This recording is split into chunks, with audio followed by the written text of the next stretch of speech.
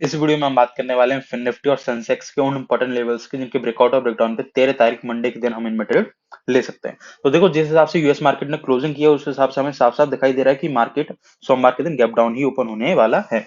और जो हमारा फिन निफ्टी में डाउन साइड पे जो मेजर सपोर्ट हमें निकल के आ रहा है वो निकल के आ रहा है 22,500। तो जब तक फिर निफ्टी हमारा 22,500 के लेवल के ऊपर है तब तक हमें पुट बाइंग की तरफ, शॉर्ट की तरफ एक बड़ी पोजीशन नहीं बनानी है। और हम यहाँ पे जब मार्केट 1% सोमवार के दिन गैप डाउन ओपन होता है 1% या फिर इसके लगे डगे जब मार्केट ओपन होगा तब हम यहाँ पे किस हिसाब से ट्रेड ले सकते हैं वो हम अभी देखते हैं। देखो, उसके लिए हमें चलना पड़ेगा छोटे टाइम फ्रेम पे। एक चीज और, बड़े टाइम फ्रेम पे हम देखते हैं कि देखो मार्केट जो हमारा फिन निफ्टी है ये 24,000 के लेवल से सीधा की सीधा फॉल करते हुए आ रहा है। और मार्केट हो सकता है कि मंडे के दिन 22,500 के लेवल के अराउंड हमें ओपन होते हुए दिखाई दे। तो मार्केट में सीधे ही की सीधे 1,500 पॉइंट का फॉल आया है, कोई भी रिट्रेसमेंट मार्केट में नहीं है। तो जितने भी सेलर अभी बैठे ना वो बहुत बड़े प्रॉफिट में बैठे हैं। जिन्होंने 24,000 पे सेल किया है, 23,500 पे सेल किया, वो हजार हजार पॉइंट के प्रॉफिट में बैठे हैं।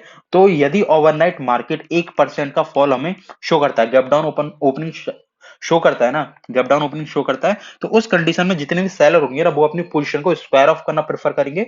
और इस कंडीशन में हमें 22,500 के लेवल के आसपास कोई भी पॉजिटिव पैटर्न मिलता है, डब्ल्यू पैटर्न हो गया, हैमर कैंडल हो गई, मॉर्निंग स्टार पैटर्न हो गया, तो इन पॉजिटिव पैटर्न्स पर हम यहाँ पे एक बाइंग साइड का ट्रेड ले सकते हैं। एक स्कैल्पिंग ट्रेड होगा, बड़ा ट्रेड मत लेना। बड़े ट्रेड, बड़ी पोजीशन बनाने के लिए जो हमारा इंपॉर्टेंट लेवल निकल के आएगा बाइंग साइड के लिए वो निकल के आएगा 22,790।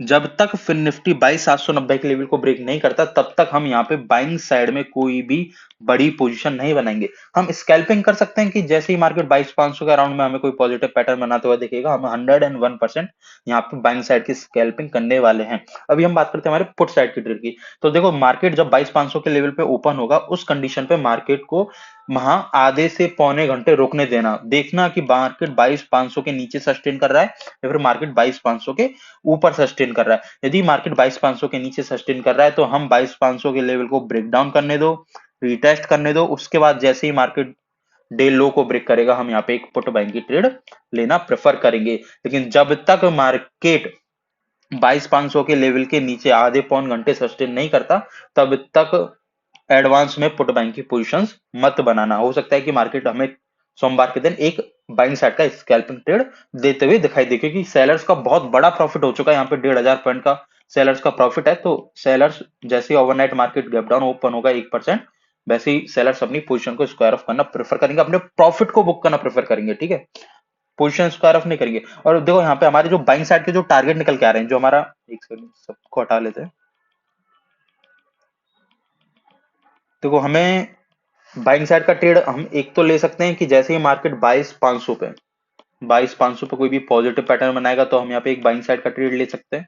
छोटी सी क्वांटिटी रखना, ज्यादा पोजीशन साइजिंग मत लेना। यदि आपको बड़ी पोजीशन साइजिंग में ट्रेड लेना है तो वो उसके लिए लेवल निकल के आएगा 22,790। जैसे ही मार्केट 22,790 के लेवल को ब्रेक करेगा तो भी हम यहाँ पे कॉल बाइंग की ट्रेड या फिर बाइंग साइड की ट्रेड ले सकते हैं। मैं बोलूंगा कि आप कॉल बाइंग की ट्रेड 50% ले लेना और फ्यूचर बाइंग की ट्रेड 50% ले लेना। कॉल बाइंग में, ऑप्शन बाइंग में अभी 100% मत जाना। ठीक है, इसके बाद जो हमारे टारगेट निकल के आएंगे वो निकल के आएंगे छोटे छोटे टारगेट के लिए हम ये ट्रेड लेने वाले हैं। 22,860 का हमारा पहला टारगेट निकल के आएगा और 22,900 का दूसरा टारगेट निकल के आएगा और तीसरा टारगेट हमारा निकल के आएगा 22,950 का। ये तीन टारगेट के लिए हम यहाँ पे एक बाइंग साइड का ट्रेड लेने वाले हैं। ये हो गए हमारे फिन निफ्टी की बात है। अभी हम बात कर लेते हैं हमारे सेंसेक्स की।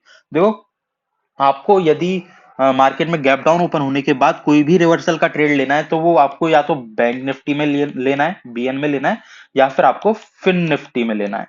आपको निफ्टी और सेंसेक्स में कोई भी रिवर्सल का ट्रेड नहीं लेना है गैप डाउन की कंडीशन में।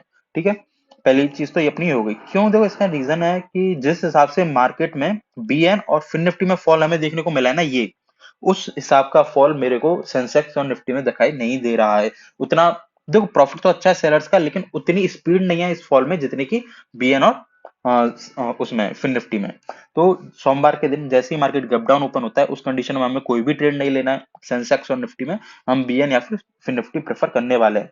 लेकिन मार्केट हमें रिवर्सल शो करता है और मार्केट ऊपर आता है गैप डाउन ओपन होने के बाद, तो इस कंडीशन में हम 77,450 77,450 के लेवल के ब्रेकआउट पर ही यहाँ पे एक बाइंग साइड का ट्रेड लेने वाले हैं, जिसका हमारा पहला इंपॉर्टेंट, हाँ पहला हमारा जो टारगेट निकल के आएगा वो निकल के आएगा 77,575। दूसरा टारगेट निकल के आएगा 77,710, 77,710। इन दो टारगेट के लिए हम यहाँ पे एक बाइंग साइड का ट्रेड ले सकते हैं। और जो हमारी सपोर्ट निकल के आ रहा है सेंसेक्स के लिए, वो है हमारा 76,700। जब तक सेंसेक्स इस लेवल के ऊपर है, हम सेंसेक्स में कोई भी सेलिंग साइड की पोजीशन में नहीं बैठेंगे। जब मार्केट इसके नीचे आधे 30 मिनट या फिर 60 मिनट होल्ड कर लेगा, उसके बाद ही हम यहाँ पे एक पुट बाइंग की या फिर सेलिंग साइड की एक बड़ी पोजीशन बनाने वाले हैं। मार्केट को लेवल ब्रेक करने दो, रिटेस्ट करने दो, और जैसे ही मार्केट डे लो ब्रेक करेगा, हम यहाँ पे एक सेलिंग साइड की पोजीशन बनाएंगे। तो इस वीडियो के लिए बस इतना ही, मिलते हैं कल।